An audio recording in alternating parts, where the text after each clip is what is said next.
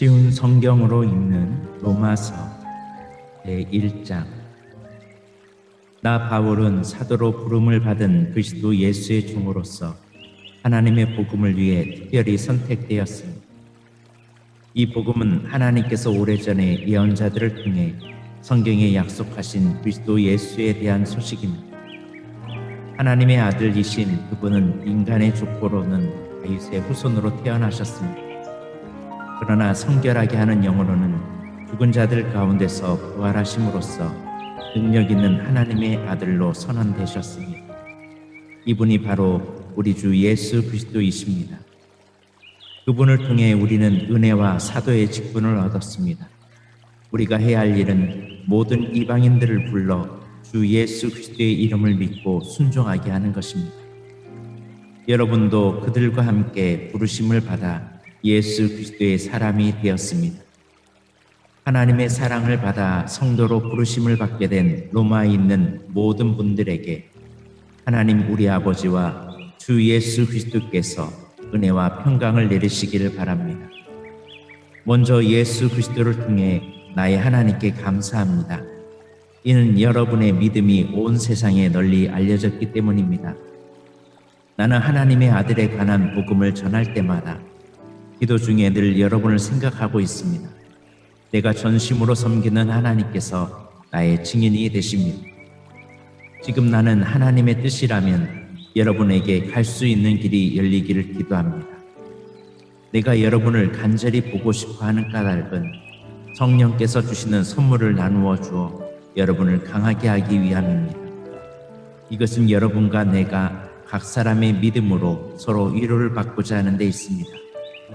형제 자매 여러분, 내가 여러 번 여러분에게 갈 계획을 세웠으나 뜻대로 되지 못했다는 것을 아시기 바랍니다. 그것은 다른 이방인들 사이에서 믿는 자들을 얻는 것처럼 여러분 중에서도 어떤 열매를 얻고 싶었기 때문입니다. 나는 그리스인이든지 미개인이든지 지식인이든지 문맥인이든지 가리지 않고 어느 누구에게나 복음을 전할 책임이 있습니다. 그래서 로마에 있는 여러분에게 복음을 전하기를 간절히 바라는 것입니다. 나는 복음을 부끄러워하지 않습니다. 그것은 이 복음이 유대인으로부터 시작해서 이방인들에 이르기까지 모든 믿는 사람을 구원에 이르게 하는 하나님의 능력이기 때문입니다. 하나님께서 주시는 의가 복음에 계시되어 있습니다. 성경에 의인은 믿음으로 인하여 살 것이다 라고 기록되어 있듯이 하나님께로부터 오는 의는 처음부터 끝까지 믿음으로 얻을 수 있는 것입니다. 하나님의 진노가 하늘로부터 나타나서 불의한 행동으로 진리를 거스리는 사람들이 행한 모든 경건치 않은 것과 이를 치십니다. 하나님께서는 사람들에게 하나님을 알 수 있게 하셨으므로 사람들 속에 하나님을 알 만한 것이 있다는 것은 분명합니다. 세상이 창조된 이래로 하나님이 보이지 않는 성품인 그분의 영원한 능력과 신성은 그가 만드신 만물을 보고서 분명히 알 수 있게 되었습니다. 그러므로 사람들은 핑계를 댈 수 없습니다. 사람들은 하나님을 알면서도 하나님께 영광을 돌리지도 않았고 하나님께 감사하지도 않았습니다. 오히려 사람들은 헛된 것을 생각했으며 그들의 어리석은 마음은 어둠으로 가득 찼습니다. 사람들은 자기들이 지혜롭다고 생각하지만 사실은 어리석습니다. 또 사람들은 불멸의 하나님의 영광을 죽을 수밖에 없는 인간이나 새나 짐승 또는 뱀과 같은 모양으로 바꾸어 버렸습니다. 그래서 하나님께서는 사람들이 원하는 대로 죄악된 행동을 하도록 내버려 두셨습니다. 사람들은 이제 가지각색의 더러운 죄를 지어 자기들끼리 부끄러운 짓을 행하여 몸을 더럽혔습니다. 사람들은 하나님의 진리를 거짓으로 바꾸었습니다. 창조주 되신 하나님보다 지음받은 피조물들을 더 예배하고 섬겼습니다. 하나님은 영원히 찬송을 받으실 분입니다. 아멘. 이런 이유로 하나님은 사람들을 부끄러운 욕망의 노예로 살게 내버려 두셨습니다. 여자들은 남자들과의 자연스러운 성관계를 여자와 성관계를 갖는 것으로 바꿨습니다. 이와 똑같이 남자들도 여자들과 행하는 자연스러운 성관계를 버리고 남자들끼리 정욕에 불타 남자가 남자와 부끄러운 짓을 했습니다. 그래서 스스로 그 잘못에 합당한 벌을 받았습니다. 사람들이 하나님을 아는 것을 하찮게 여겼으므로 하나님께서는 사람들이 타락한 생각에 빠지게 하시고 사람들이 해서는 안 될 일들을 하게 내버려 두셨습니다. 그들은 온갖 불의와 악행과 탐욕과 악독으로 가득 찬 사람들입니다. 또한 시기와 살인과 다툼과 속임과 저기로 가득 찼으며 남에 대해 말하기를 좋아하고 남들을 비방하고 하나님을 미워하며 거만하고 건방지며 뽐내기를 잘합니다. 그들은 악한 일을 계획하고 부모님께 순종하지 않습니다.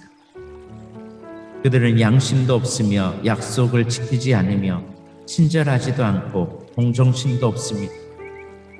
사람들은 그런 일을 행하는 사람은 죽어 마땅하다는 하나님의 의로우신 법을 알면서도 자기들만 그런 악한 행동을 계속하는 것이 아니라 그런 행동을 저지르는 다른 사람들까지 잘한다고 두둔합니다. 로마서 2장. 그러므로 다른 사람을 판단하는 사람도 변명할 수 없게 되었습니다. 다른 사람을 판단하는 사람은 자신도 똑같은 행동을 하고 있으므로 자기 자신을 판단하는 셈입니다. 이런 일을 행하는 사람들에게 하나님께서 의로운 심판을 내리시리라는 것을 우리는 알고 있습니다. 악한 일을 행하는 사람들을 판단하면서 실은 자신도 똑같은 일을 하고 있는 사람에게 한마디 하겠습니다. 그대가 혹시라도 하나님의 심판을 피할 수 있다고 생각합니다. 그렇지 않다면 하나님의 자비로우심이 여러분을 회개로 이끄신다는 것을 깨달지 못하고 그분의 자비로우심과 넓으신 아량과 오래 참으심의 풍성함을 멸시하는 것입니다. 어리석게도 이런 사람은 완고하게 회개하지 않음으로 말미암아 하나님의 의로우신 심판이 나타나는 날에 받을 진노를 스스로 쌓고 있습니다. 하나님께서는 각 사람이 행한 그대로 갚아주실 것입니다. 인내로서 선한 일을 행하여 영광과 존귀와 영원한 것을 구하는 사람들에게는 하나님께서 영생을 주실 것입니다. 그러나 이기적인 욕심만 가득하여 진리를 거스르고 옳지 않은 것을 따르는 사람에게는 하나님께서 진노와 화를 내리실 것입니다. 악한 일을 행하는 모든 사람에게 환난과 고통이 있을 것입니다. 유대인으로 시작해서 이방인들에 이르기까지 그러할 것입니다. 그러나 선한 일을 행하는 모든 사람에게는 영광과 존귀와 평강이 있을 것입니다. 유대인으로부터 시작해서 이방인들에 이르기까지 그러할 것입니다. 그것은 하나님께서 모든 사람을 차별하지 않으시기 때문입니다. 율법을 모르는 사람들이 죄를 지으면 율법과 상관없이 망할 것이요, 율법을 아는 사람들이 죄를 지으면 율법에 따라 심판을 받을 것입니다. 그것은 하나님 앞에서 율법을 듣는 사람이 의로운 사람이 아니라 오직 율법을 행하는 사람이라야 의롭다고 인정받기 때문입니다. 이런 까닭에 율법을 가지고 있지 않는 이방인들이 본성에 따라서 율법이 요구하는 대로 행하였다면 그 사람은 율법을 가지고 있지 않지만 자신이 자기에게 율법이 되는 것입니다. 이런 사람들은 율법이 요구하는 것이 그들 마음속에 새겨져 있는 것을 보여주며 그들의 양심이 그것을 증언하고 그들의 생각이 그들의 잘못을 고소하기도 하며 그들 자신을 변명하기도 합니다. 이 모든 일은 내가 전파한 복음대로 하나님께서 예수 그리스도를 통해 사람들의 비밀스러운 삶들을 심판하실 때 일어날 것입니다. 자신을 유대인이라 부르는 여러분은 어떠합니까? 여러분 모세의 율법을 의지하며 하나님과 사귄다고 자랑합니다. 여러분은 하나님의 뜻이 무엇인지도 알며 율법을 배웠기 때문에 무엇이 옳은지도 분별할 수 있습니다. 여러분은 스스로가 앞 못 보는 사람의 인도자여 어둠 속에 있는 사람의 빛이라고 확신하고 있습니다. 또 율법에서 지식과 진리의 근본을 터득했다고 하면서 여러분 자신을 어리석은 사람의 교사여 어린아이의 선생이라고 생각합니다. 그러는 여러분이 다른 사람은 가르치면서 왜 여러분 자신은 가르치지 않습니까? 다른 사람에게는 도둑질하지 말라고 설교하면서 여러분 자신은 왜 도둑질을 합니까? 간음하지 말라고 말하면서 여러분은 왜 간음을 행합니까? 우상은 미워하면서 여러분은 왜 신전에 있는 물건을 훔칩니까? 율법이 있다고 자랑하면서도 그 율법을 지키지 않음으로써 하나님을 욕되게 하는 까닭은 또 무엇입니까? 너희 때문에 하나님의 이름이 이방인들 사이에서 욕을 먹고 있다고 성경에 기록된 말씀과 어쩌면 그렇게도 똑같습니까? 여러분이 율법을 지키면 여러분이 받은 할례는 가치 있는 것이 되지만 율법을 지키지 않으면 여러분은 할례를 받지 않은 사람처럼 되고 맙니다. 반대로 할례를 받지 않은 이방인이 율법이 명하는 내용들을 지키면 하나님께서는 그 사람을 할례를 받은 사람으로 여기지 않겠습니까? 할례를 받지 않았어도 율법을 지키는 사람이 할례는 받았으나 율법을 어기는 여러분을 오히려 율법의 파괴자라고 판단할 것입니다. 그러므로 겉모습만 유대인인 사람은 진정한 의미에서 유대인이 아닙니다. 그리고 몸에만 행해진 할례는 진정한 의미에서 할례가 아닙니다. 마음으로 유대인인 사람이 진정한 의미에서 유대인입니다.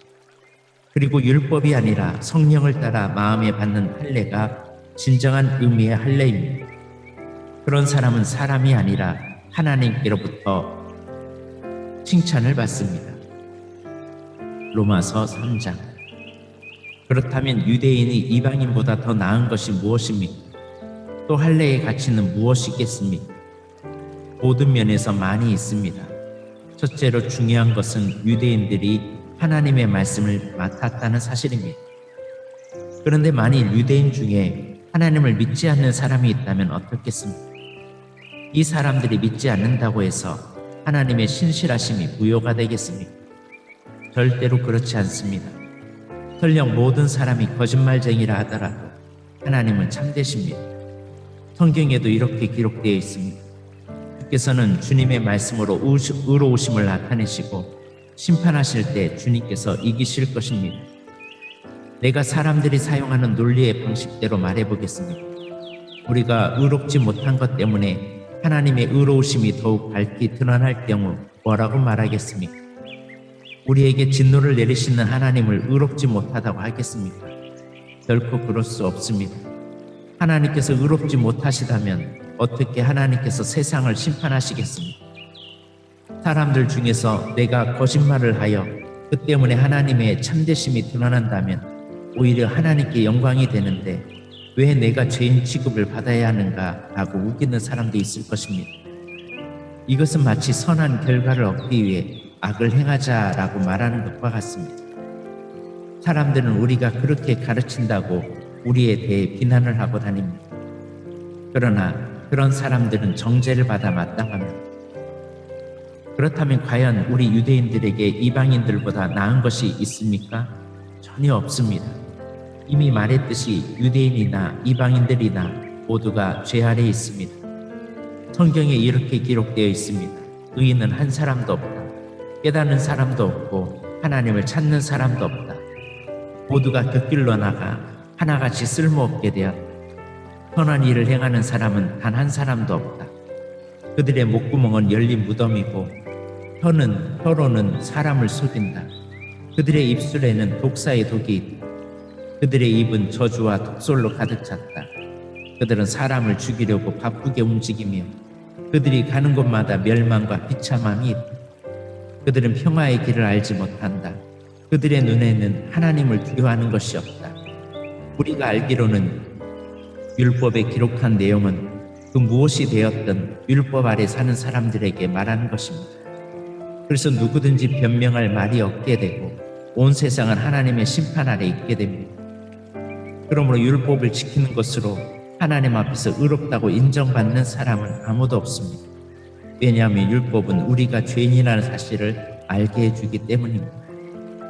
그러나 이제는 율법 없이도 하나님께로부터 오는 의가 나타났습니다. 이것은 율법과 예언자들도 증언한 것입니다. 하나님께로부터 오는 의는 예수 그리스도를 믿는 믿음을 통해 옵니다. 이 의는 믿는 사람이라면 누구에게나 주어지는 것이며 사람을 차별하지 않습니다.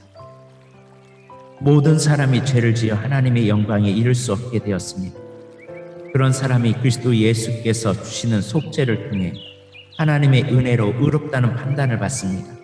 그것은 하나님께서 거저 주신 선물입니다. 하나님께서 예수님을 화목제물로 내어주셨으며 누구든지 예수의 피를 믿음으로 죄를 용서받게 됩니다. 하나님은 이전에 살았던 사람들이 지은 죄에 대해 오래 참으심으로 심판하지 않으십니다. 이렇게 하여 하나님께서는 그분의 의로우심을 보이셨습니다. 하나님께서 이 시기에 그분의 의로우심을 보이신 것은 하나님 자신이 의로우신다는 것과 예수님을 믿는 사람을 의롭다 하신다는 것을 보이기 위해서였습니다. 그렇다면 사람이 자랑할 것이 어디 있겠습니까? 자랑할 것이라고는 하나도 없습니다. 어떠한 법으로 사람이 의롭게 됩니까? 율법을 지키는 데서 오는 것입니까? 이런 것과는 상관이 없습니다. 의롭게 되는 것은 오직 믿음의 원리에 의해서만 이루어집니다. 사람은 율법을 지키는 것과는 상관없이 믿음으로 의롭게 된다고 우리는 생각합니다. 하나님은 유대인들만의 하나님이십니까? 이방인들의 하나님은 되지 않으십니까? 하나님은 이방인들의 하나님도 되십니다. 하나는 오직 한 분이시므로 그분은 할례를 받은 사람이나 할례를 받지 않는 사람이나 동일하게 믿음으로 의롭게 해주십니다. 그렇다면 우리가 이 믿음을 가지고 율법을 무효로 만들고 있습니까? 그렇지 않습니다. 오히려 믿음을 통하여 율법을 더 굳게 세웁니다. 로마서 4장. 그러면 이 문제에 대해 우리의 조상 아브라함이 발견한 것은 무엇이라고 말할 수 있겠습니까? 아브라함의 행위를 통해 의롭다함을 얻었다면 그에게는 자랑할 것이 있었을 것입니다. 그러나 하나님 앞에서는 자랑할 것이 없습니다. 성경이 뭐라고 말합니까? 아브라함이 하나님을 믿으니 그 믿음을 그의 의로 여기셨다라고 하지 않습니까? 이를 해서 품삯을 받는 사람은 그가 받는 품삯을 당연히 받는 것으로 생각하지 선물을 받는 것으로 생각하지 않습니다. 그러나 일을 하지 않는데도 품삯을 받는 사람이 있다면 그가 경건하지 않는 사람을 의롭다고 여기시는 하나님을 믿기 때문에 하나님께서 그의 믿음을 보시고 의롭다고 여기시는 것이 됩니다. 다윗은 행한 것과는 관계없이 하나님께서 의롭다고 인정하시는 사람이 받는 복에 대해 다음과 같이 말했습니다. 자기 죄가 용서받고 자기 허물이 가려진 사람은 복이 있다. 주님께서 죄 없다고 인정해주는 사람은 복이 있다. 그렇다면 이 복이 할례를 받은 사람들에게만 내리는 것입니까? 아니면 할례를 받지 않은 사람들에게도 내리는 것입니까? 우리는 앞에서 아브라함의 믿음이 의로 여김을 받았다고 말했습니다. 어떤 상황에서 이런 일이 발생했습니까? 아브라함이 할례를 받은 뒤였습니까? 아니면 할례를 받기 전이었습니까? 아브라함이 의롭다함을 받은 것은 할례를 받은 후가 아니라 할례를 받기 전이었습니다. 아브라함은 할례를 받기 전에 믿음으로 의롭다함을 받았으며 그 표로는 할례를 받은 것입니다. 그러므로 아브라함은 할례를 받지 않고도 하나님을 믿는 모든 사람들이 의롭다 여김을 받을 수 있도록 모든 믿는 사람의 조상이 되었습니다. 또한 아브라함은 할례 받는 자의 조상이기도 합니다. 이 말은 그가 할례 받는 사람들뿐만 아니라 우리 조상 아브라함이 할례를 받기 전에 가졌던 믿음의 발자취를 따라가는 사람들의 조상도 된다는 의미입니다.